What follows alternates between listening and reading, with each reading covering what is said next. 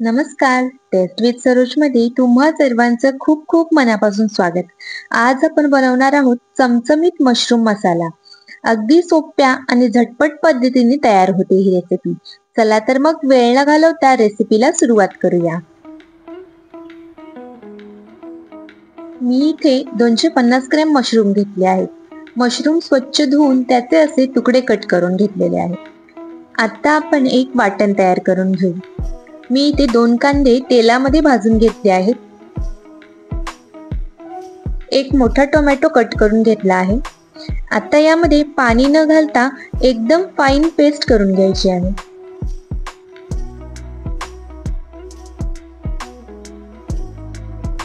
आता आपण mushroom marinate करून घेऊ.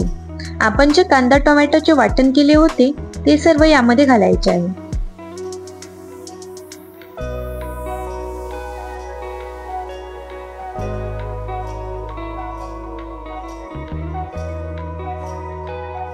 एक चमचा आले लसूण पेस्ट घातली आहे.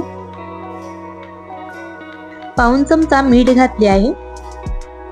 पाव चमचा हळद, 1 चमचा धने पावडर, 1 चमचा गरम मसाला, 1 चमचा काश्मीरी मिरची पावडर,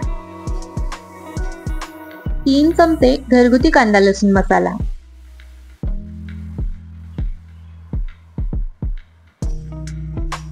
आणि थोडीशी बारीक चिरलेली कोथिंबीर.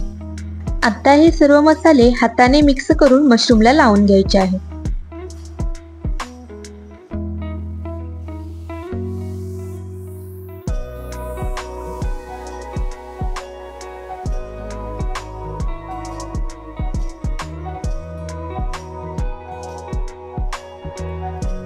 आता याला 15 मिनिटे मॅरिनेट व्हायला ठेवू.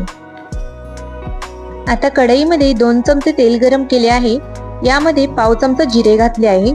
1 तमालपत्र, दालचिनी, स्टार फूल, 3 लवंगा व 4 काळी मिरी हे खडे मसाले घातले आहेत.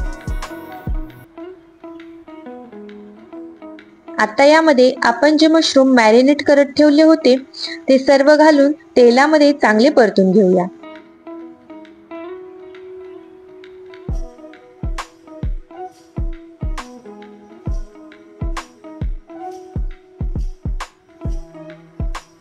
आपण अगोदरच सर्व मसाले मशरूमला लावून घेतले असल्यामुळे आता यावर झाकण ठेवून याला 15 मिनिटे लो फ्लेमवर शिजवून घेऊ.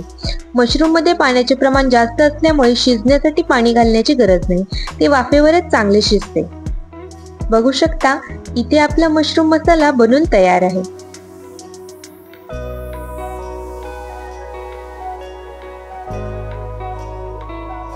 यावर बारीक चिरलेली कोथिंबीर घालून चपाती किंवा भाकरी सोबत तुम्ही गरमागरम मशरूम मसाला सर्व करू शकता.